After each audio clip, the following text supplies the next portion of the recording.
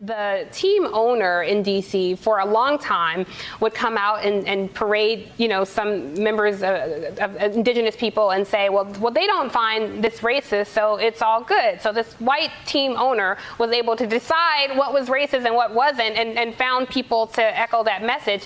I kind of think that would be like if you plucked, some black folks at a MAGA rally and said, well, hey, they don't mind anything the president is saying, so how can it be racist?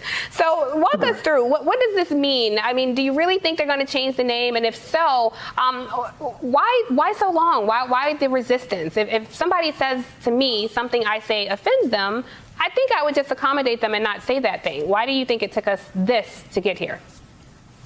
Well, I think, first of all, thank you. I didn't get to know about Red, so. You look handsome as ever, sir, so you're fine.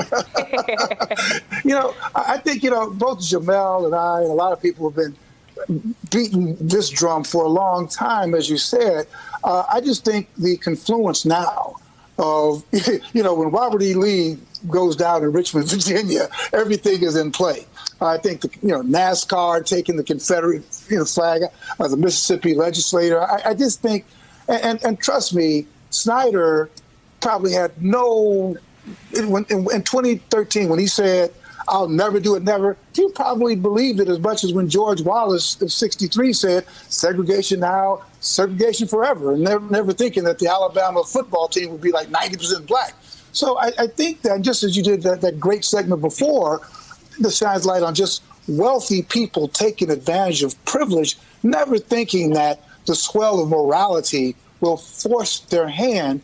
I just think that's, Snyder finds himself in front of this firing squad of morality. And one thing I'll say, I'll end by saying, though, it's great about PepsiCo and all that, but I think, Jemele, in our industry, the ESPN, who I work for, the New York Times, CBS, NBC, they also have to make a commitment that we're done.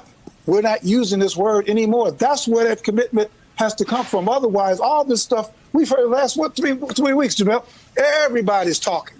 Everybody's trying to get as many black folks in their corporation to, what do you feel? What do you think? How do you feel about this?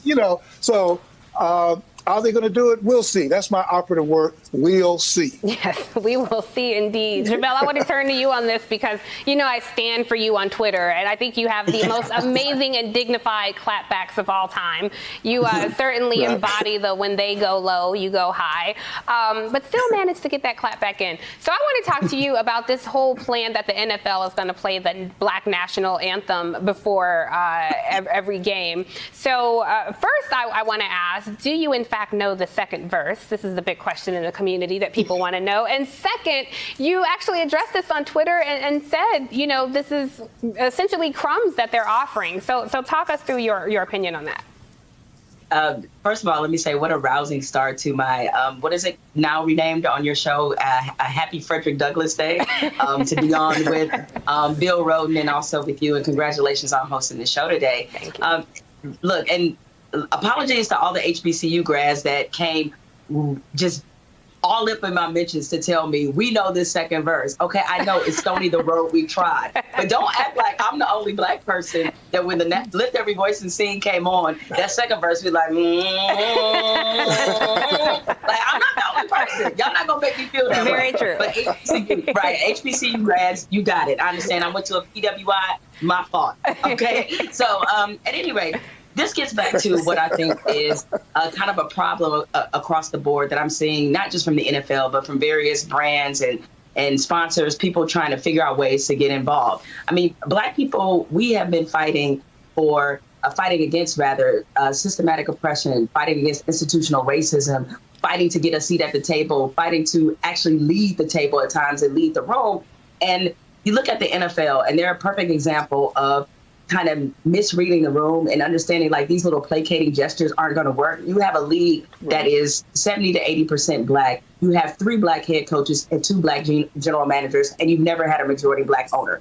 I'm worried about that. Let's be concerned about that. I'm not worried about what you sing or don't sing before the games. And that's not to say that I'm not appreciative, certainly, of the Black National Anthem and what that stands for and how momentous that would be. You know what a better gesture would be? getting Colin Kaepernick back into the league. That'd be a much better gesture. So it seems like the NFL wants to do everything but correct the systemic issues in their own league. And so I worry that people start getting too focused on gestures, getting focused on turning things from master bedroom into primary bedroom. They're getting focused on those things and not focused on the real issue, which is addressing the systemic failures within our country.